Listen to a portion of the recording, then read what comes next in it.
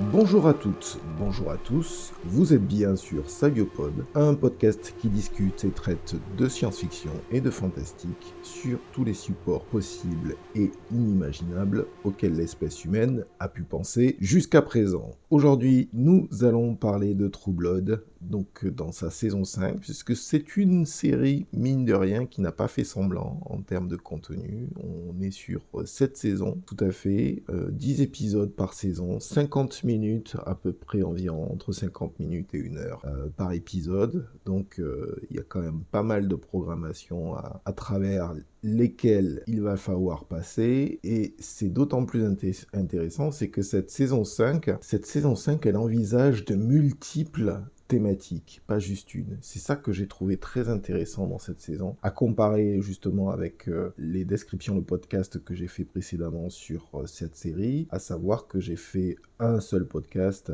de 30 minutes ou 20 minutes, je sais même plus, sur 2 saisons. Alors que là, je pense que je risque de passer un peu plus de temps parce que c'est bien plus touffu, il y a bien plus de choses qui sont envisagées. Alors, nous commençons cette saison comme il se doit, et comme nous sommes en Louisiane, donc il va pas s'agir du Black Young Man, mais plutôt d'une Black Young Woman, puisqu'en effet, Tara, la meilleure amie de Sookie Stackhouse, s'est sacrifiée pour sauver son ami, justement, dans la dernière saison. Alors, va-t-elle revenir, se remettre de ses blessures ? Là n'est pas tant le propos que le simple fait de remarquer qu'autour de 2010, à l'écran, les Noirs américains doivent mourir quelle que soit leur différence de sexe pour leur gentil maître blanc. Leur sacrifice presque ritualisé, qu'il soit effectué par un futur officier de police ou auto-infligé de manière quasi automatique, produisent les mêmes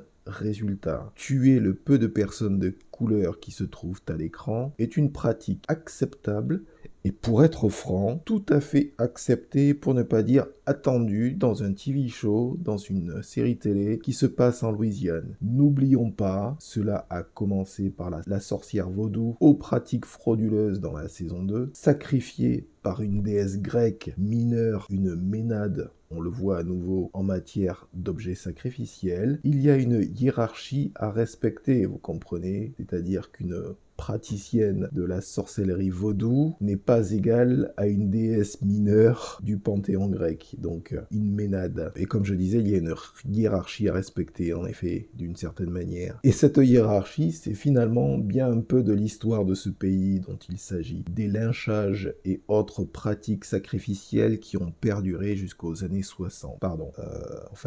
Officiellement. C'est évident. Que dis-je ? Jusqu'à aujourd'hui, en fait. On oublie parfois qu'un Afro-Américain faisant du jogging est un prétexte officieux pour s'exercer au fusil à pompe par la flicaille locale. Et j'assume tout à fait l'expression dès lors que l'on n'a pas des gens sérieux qui font leur travail de manière sérieuse et qui sont là pour faire le coup de fusil et le coup de feu facile dès lors qu'ils ont un substitut pénien dans les mains. Ça me semble relativement simple et évident à observer. Ou bien on se trouve aussi avec l'ex-petite amie en uniforme, donc une policière, qui vient éradiquer je dis bien ex-petite amie, qui vient éradiquer son problème émotionnel à coup de Glock, le Glock étant un pistolet automatique extrêmement connu et donc qui est utilisé par un certain nombre d'unités de police ou autres unités militaires. En tout cas, c'est un pistolet qui est en vente libre justement aux États-Unis et qu'on peut trouver assez facilement. Et il y a différents modèles de Glock, je ne vais pas rentrer dans les détails. Donc qui règle son problème émotionnel à coup de Glock péremptoire en se trompant d'appartement.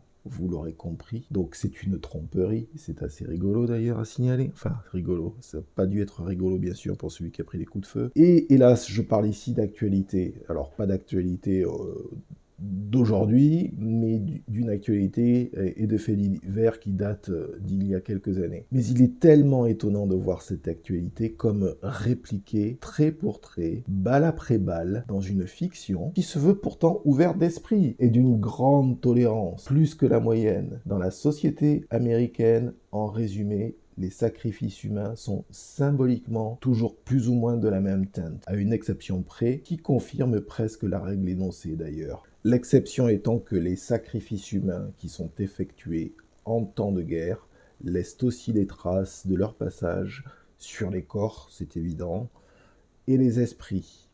Terry Bellefleur, le cousin du shérif local donc, de cette gentille petite ville de Bontemps, pas aussi gentil que ça finalement, est aussi le deuxième cuistot, cuisinier du Merlot. C'est d'ailleurs un des personnages en effet que j'ai hélas oublié d'introduire au début. Mais il est vrai qu'il passe presque inaperçu ce cuistot bégayant. On apprend néanmoins qu'il a participé à la deuxième invasion de l'Irak, pardon. Quoique je pense qu'il y a un certain nombre de personnages haut placés qui pensent aussi au pays que je viens de nommer, mais là il s'agit de la deuxième invasion de l'Irak, courant 2003. Cette fameuse guerre qui menaçait, rappelez-vous, d'envoyer des armes de destruction massive, en fait totalement fictives, sauf bien sûr pour justifier l'accaparement de ressources pétrolifères in situ par un pays étranger en manque d'argent facile et de vie à nouveau à sacrifier justement.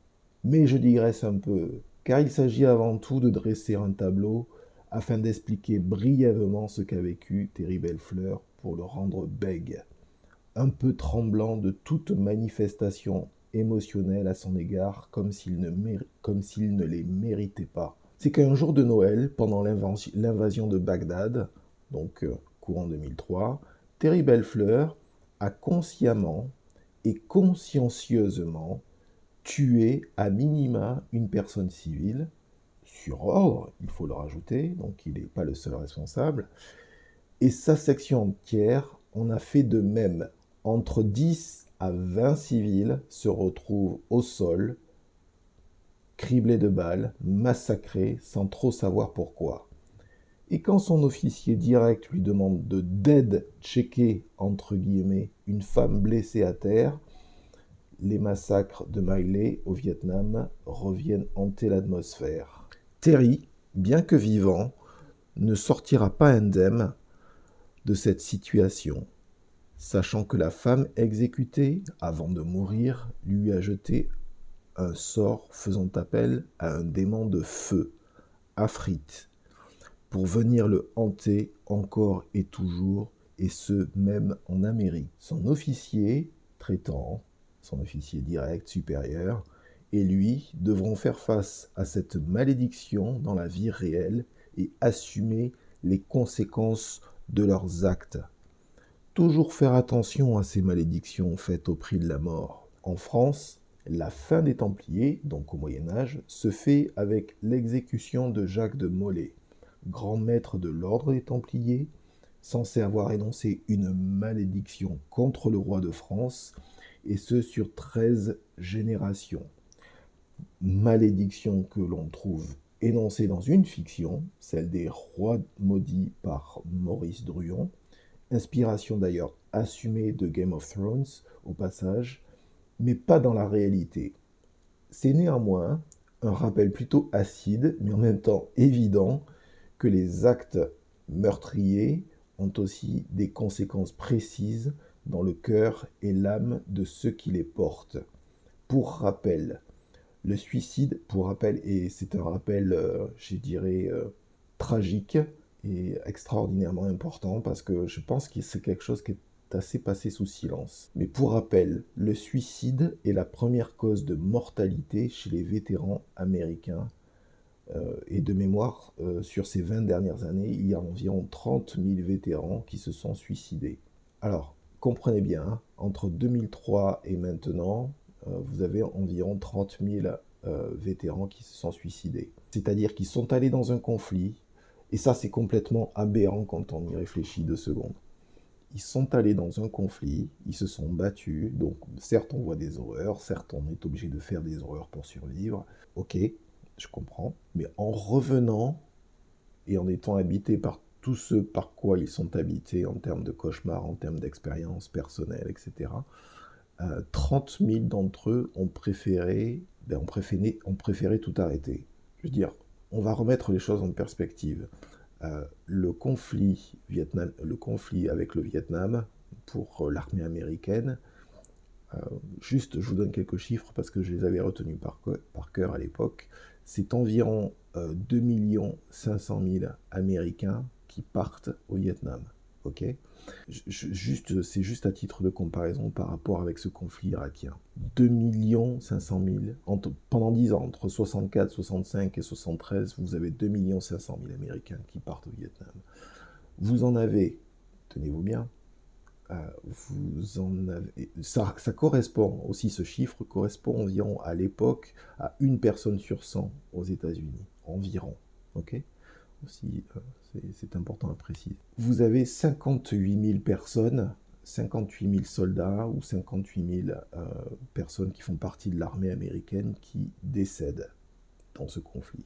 Donc, si vous comparez avec ce conflit irakien de 30 000 personnes qui se suicident, ça veut dire que plus de la moitié des personnes ça correspond à plus de la moitié des personnes qui sont décédées au Vietnam. Les chiffres, ce sont des chiffres qui sont extraordinairement parlants. Ce sont des chiffres qui montrent bien que ce conflit a été fait pour pas nécessairement les bonnes raisons, ou en tout cas que les raisons invoquées n'étaient certainement pas suffisantes pour mettre en place un conflit de cette dimension. Et qu'un certain nombre de soldats ont préféré dire « lights off » sur leur vie, plutôt que d'avoir à affronter les images qui se perpétuent dans leur propre tête. Tiens, indiquer ces éléments-là, parce que ça ne me semble pas anodin. Préférer la mort plutôt que les cauchemars engendrés par leurs propres esprits.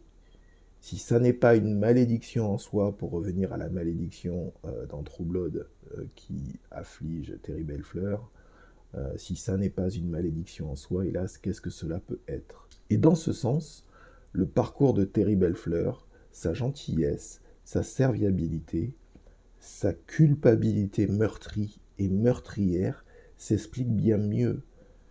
Quand on fait des choses que l'on va se reprocher tôt ou tard, on finit par être hanté. Petit passage vers l'actualité, je plains vraiment un certain nombre de militaires au Moyen-Orient qui vont devoir porter le poids des actes qu'ils ont commis. Au vu des vidéos, de certaines vidéos que j'ai pu voir, au vu d'un certain nombre d'actes que j'ai pu voir,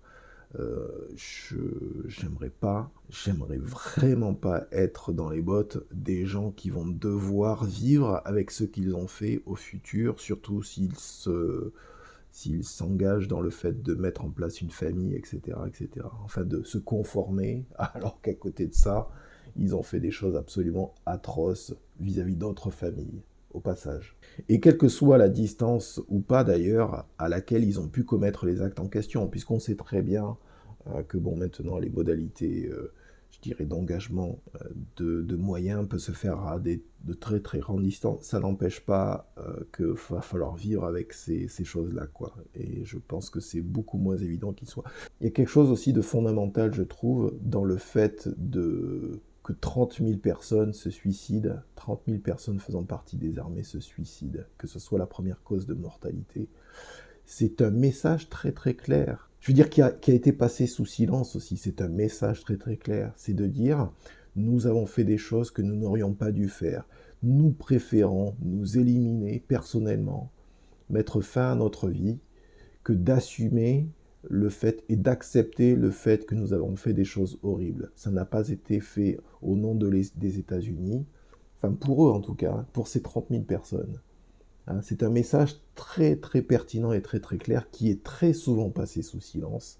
Je remarque d'ailleurs, dès lors que la raison du conflit, d'ailleurs que la France n'a pas décidé de suivre, ne sont pas suffisantes, en tout cas qu'elles ne soient pas justifiées et justifiables. Parce que je ne suis pas en train de dire que la France, c'est Blanche-Neige. Très loin de là, vous aurez compris que j'ai des connaissances sur les sujets en question et que si je commence à rentrer dans les sujets en question, on n'en a pas fini.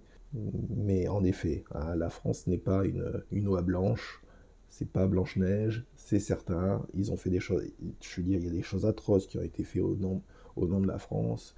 Et je me permettrai, tiens d'ailleurs, de dire que j'ai entendu dans un podcast, Thinkerview d'ailleurs, et je vais me permettre de le dire parce que, je veux dire, à un moment donné, il faut un peu mettre les pieds dans le plat dans ce pays concernant ce genre de choses. J'ai entendu un général dire, ce qui a été fait avant moi, j'y suis pour rien, je ne suis pas responsable. Et le mec, au passage, le type est un général. Et j'ai envie de dire à ce monsieur, mais attendez là, vous êtes un général des armées et vous dites que vous n'êtes pas responsable? Je veux dire, si vous faites partie d'une institution, vous êtes responsable de ce qui s'est passé au nom de l'institution en question.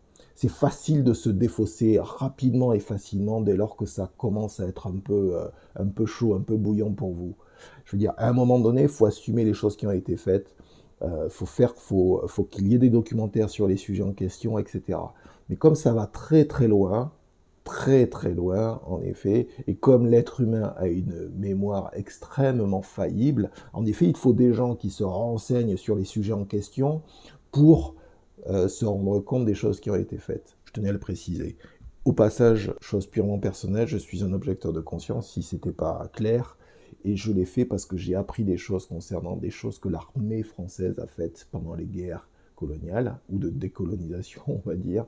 Hein. J'ai appris des choses qui ont été faites, j'ai appris le type de troupes qui ont été utilisées, j'ai compris de quelle manière, comment, pourquoi, en fait, elles ont été utilisées, et j'ai dit, ok, c'est bon, c'est pas pour moi, mon physique ne servira pas à une institution qui a utilisé ce type d'éléments et qui ne l'assume même plus. Parce que c'est ça, là, le problème. De ce général, il y a 1 ou 2 ans d'ailleurs, hein, que je l'ai entendu dans un podcast qui se permet de parler de cette manière-là, j'ai trouvé ça immonde, en fait. De ces gens qui se défaussent. On ne lui demande pas d'avoir Personne ne lui demande d'ailleurs d'avoir une responsabilité pénale ou quoi que ce soit. Je veux dire, il ne s'agit pas de ça. On sait très bien que les conflits maintenant dans lesquels s'intègrent les dispositifs militaires français sont très différents de ce qui a été précédemment, il y a 60, 70 ans. Il faut espérer d'ailleurs.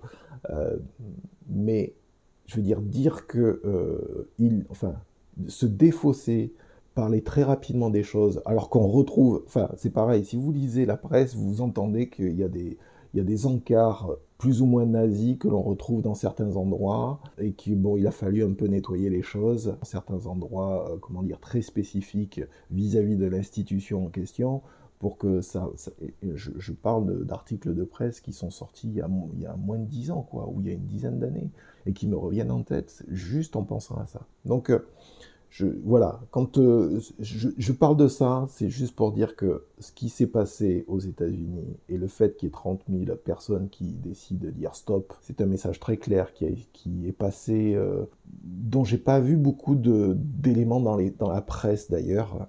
C'est comme si c'était quelque chose qui avait essayé d'être étouffé, qu'il fallait pas en parler, mais le message et le cri qui est effectué par ces 30 000 personnes, le cri qu'elles ont effectué en prononçant leur propre acte de décès est extrêmement bruyant pour des gens comme moi. Je comprends très bien ce qu'ils ont voulu dire, ce qu'ils et elles ont voulu dire en faisant cela. Je tenais à le préciser, et je tenais bien sûr à préciser que c'était pas une critique en disant les Américains sont comme ci et sont comme ça, puisque j'ai bien parlé de la France qui n'est pas une oie blanche, et j'ai expliqué en quoi, comment et pourquoi et de quelle manière je considère qu'elle ne l'était pas. Donc oui, avec moi tout le monde en prend pour son grade, vous l'aurez compris, mais je pense que c'est mieux d'ailleurs que tout le monde en prenne pour son grade, et que tout le monde regarde son propre, vous m'excuserez l'expression, mais son propre caca, plutôt que de toujours être dans la promotion et la communication artificielle.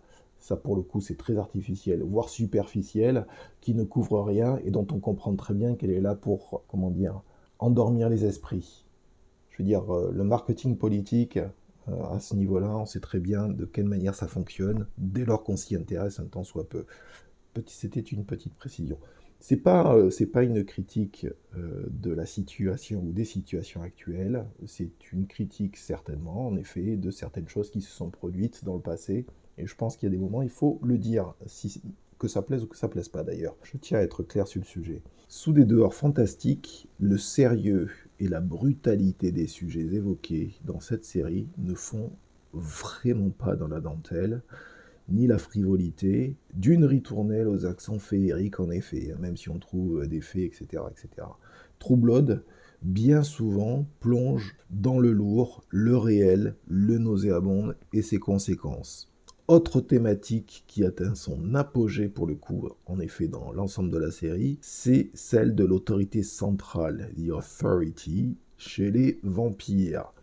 Nous avons vu ce que cela pouvait donner au niveau local à plusieurs reprises avec les différents rois et reines de différentes régions, mais essentiellement la Louisiane, faut pas non plus, on est toujours plus ou moins au même endroit. Difficile de ne pas y voir à ce moment une forme de club très sélectif, pour ne pas dire secret, mis en place pour protéger un petit nombre d'individus très puissants, mais qui pourraient se trouver démunis contre le reste de la population. On est en effet clairement, si vous faites bien attention, on est clairement dans une analogie des 1%, voire 0,1%, puisque nous avons accès au lieu, à l'endroit même où le pouvoir des vampires s'exerce en petits comités sur l'ensemble de leur communauté et parfois bien au-delà. Nous pouvons aussi voir de quelle manière leur système et services de sécurité fonctionnent pour les protéger. On comprend très bien le dilemme qu'ils peuvent avoir.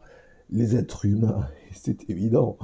Vous avez un petit comité donc central, en fait c'est presque ça, ouais. Un petit comité central de vampires qui donne le là pour l'ensemble de la civilisation vampire. Et le dilemme qu'ils ont, c'est que les êtres humains pour eux sont en même temps une source de nourriture potentielle ainsi qu'une menace persistante par leur nombre. C'est une évidence. Je veux dire, si vous avez un vampire pour 10 000 personnes ou un vampire pour 100 000 personnes, forcément, si vous avez des milliards d'individus, il peut y avoir quelques risques, même si vous avez les dents pointues. Et si l'on fait la comparaison avec nos très chers milliardaires, la majeure partie de l'humanité est considérée comme un facteur de ressources humaines, permettant, en effet, leur modalité d'emploi, permettant d'accumuler pouvoir financier et donc un immense pouvoir d'action, mais aussi, à l'inverse, il y a un risque potentiel de rébellion généralisée,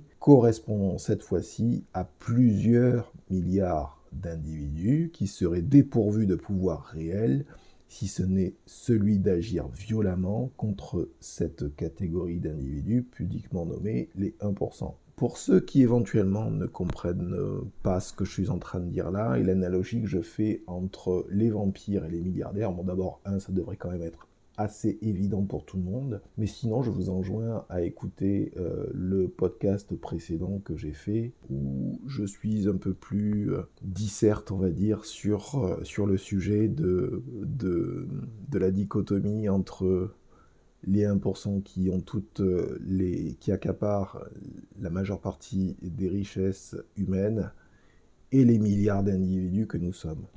Mais bon, ça devrait être évident, je pense, pour n'importe qui, c'est pas trop compliqué à voir le décalage qui s'effectue. Et ce qui devrait être évident à comprendre, c'est que les milliards d'individus finissent par répondre aux milliardaires dans cette fiction.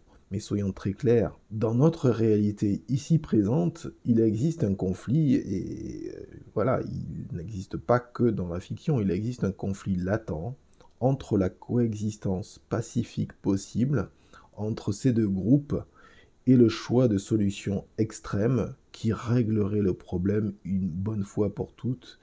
Et bien entendu, ce conflit latent trouve son expression dans des choix d'idéologie utilisés comme couverture politique dans notre réalité. Je parle juste de notre réalité et je référence le podcast précédent que j'ai effectué. Dans True Blood, c'est la religion qui prend le dessus et qui informe le choix des vampires et de leurs dirigeants. Cette autorité doit faire le choix entre la rationalité de la coexistence avec l'humanité ou bien faire un choix plus radical qui consiste à se soumettre à une relique vieille de 3000 ans environ, le sang de la première vampire connue, Lilith. C'est aussi un choix sur le récit des origines des vampires au passage. Soit certains sont nés ainsi, sont nés vampires, soit les vampires sont issus de la race humaine. Dans les deux cas, le choix religieux ou idéologique n'est qu'un indicateur de la lutte de pouvoir qui se joue. On pourrait penser qu'avec et d'ailleurs c'est vrai que c'est complètement fou le nombre de thèmes qu'il y a dans cette saison, quoi. Je veux dire, il brûle de tous les feux, ça n'arrête pas. Je veux dire, généralement, ce que vous avez, c'est que, quelle que soit la saison en question dans un film, ou dans un film ou dans une série, c'est que vous avez une thématique principale qui se dégage, et donc les auteurs vont tout faire, les scénaristes vont tout faire, en fait, pour envisager la thématique en question sous tous ses angles. Et là, c'est pas le cas. Vous avez 3-4 thématiques qui sont développées et qui montrent d'ailleurs la difficulté, je dirais, d'existence de l'humanité. Enfin, même sans... bien sûr, vous avez des éléments fictionnels, vous avez des éléments fantastiques, c'est évident.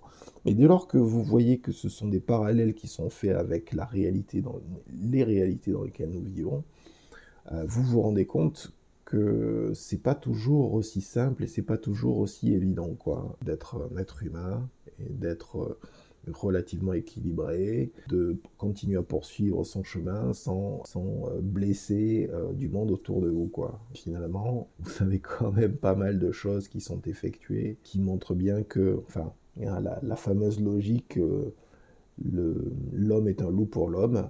Bon, c'est clair que True Blood est une série qui le démontre, et pas juste dans ses observations en termes de fiction, mais dans sa corrélation avec la réalité ou avec les réalités que nous vivons. Et sachant que d'ailleurs cette guerre idéologique qui existe chez les vampires entre le récit des origines, c'est-à-dire que c'est un récit des origines qui justifie deux choix. C'est soit nous sommes issus des êtres humains et nous devons les préserver, soit certains d'entre nous sont des vampires et les êtres humains ne sont que de la nourriture sur pattes et on peut faire ce qu'on veut.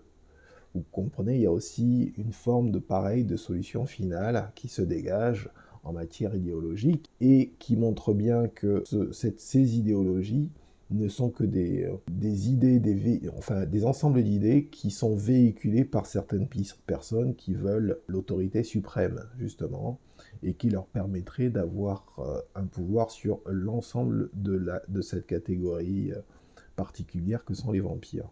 Donc, comme je le disais, on pourrait penser qu'avec une saison de 10 épisodes, les thématiques déjà évoquées, conflits raciaux, conséquences de la guerre sur les soldats qui la font, et les victimes qu'elles engendrent, au passage, autorité divisée dans le camp des vampires, où un conflit bipartisan met en danger l'existence même de cette institution des créatures de la nuit. Mais non, on continue avec les fameux rednecks, les nuques rouges. Bon, pour la traduction littérale, on dirait plutôt les bouseux, ici dans la langue de Molière.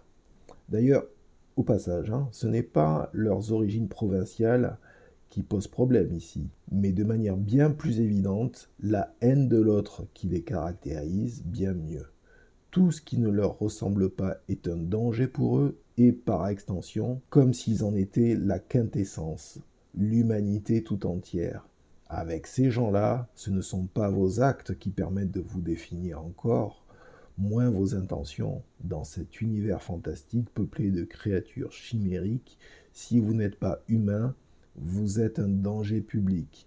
Et le simple fait d'exister est une menace qu'il faut éradiquer de la surface de la Terre. Il va de soi qu'un positionnement de ce type, en effet, n'amène qu'à des propositions radicales dont les modalités d'expression ne peuvent qu'être violentes. On apprend ainsi, in situ, de manière pratico-pratique, comment de petits groupes de personnes et d'individus en viennent au terrorisme en se montant le bourrichon les uns et les autres jusqu'à ce que l'explosion de violence ait lieu. Bien comprendre aussi que ces actes ont lieu pour camoufler, et c'est la partie psychologique de ces actes en effet, pour camoufler la peur que ces gens ressentent à la simple vue d'un être différent. Aller jusqu'au meurtre pour cela, 3 petits points. Et là aussi, la tradition américaine, ou plutôt le passé ségrégationniste de ce pays, reprend presque du poil de la bête. Comme ils ne peuvent bien entendu pas effectuer leur meurtre au grand jour, que font-ils ? Comme d'habitude, ils se planquent, ils imitent le Ku Klux Klan. L'ironie de cette série étant qu'ils utilisent un accoutrement qui ressemble au président des États-Unis aux alentours de 2010. Créature fantastique ou non, la bêtise qui caractérise les perpétrateurs de ces actes criminels laisse véritablement songeur. C'est d'ailleurs bien là que se trouve la force de True Blood. Utiliser le fantastique pour parler de choses ordinaires, pas banales comme procédé, en effet, sans compter la multitude de thèmes envisagés, tous plus sérieux les uns que les autres, sur une saison de 10 épisodes de 50 minutes chacun environ. Pas banal non plus. Au passage d'ailleurs, et je tiens à le préciser en conclusion, True Blood n'est pas encore fini à ce stade. Il y a encore 2 saisons qui remplissent là aussi bien leur rôle, exploration et même approfondissement de certaines thématiques, plus dérangeantes les unes que les autres. Suite donc au prochain numéro. Et je vous dis donc à très bientôt. J'espère que vous avez eu une bonne écoute de ce podcast, que vous avez passé un moment intéressant en tout cas. Et je vous dis à très bientôt sur le canal de Sagiopod. Au revoir.